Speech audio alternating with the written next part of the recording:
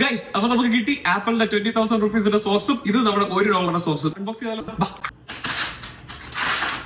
ഇത് 20,000 രൂപയുടെ സോക്സ്.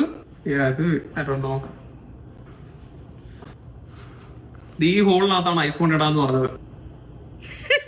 ഇതിനകത്ത് 3D നെറ്റ് കൺസ്ട്രക്ഷൻ ആണ്. അപ്പൊ നമുക്ക് ഇതിനകത്ത് ജസ്റ്റ് സ്ലൈഡ് ചെയ്താൽ മതി, നമ്മുടെ ഐഫോൺ ഒക്കെ ഇങ്ങനെ കയറിയിരിക്കും. ഡിസ്പ്ലേ ഓൺ ആക്കി കഴിഞ്ഞാൽ ഇതിനകത്ത് കാണാൻ പറ്റും.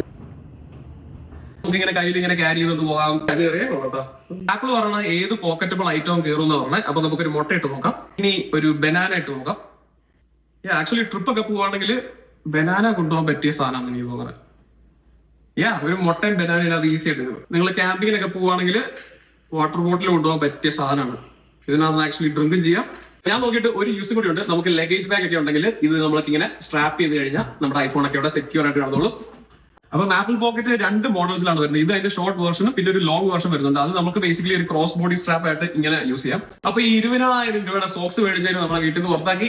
അപ്പം ഞാൻ പോവാണ്. ബൈ.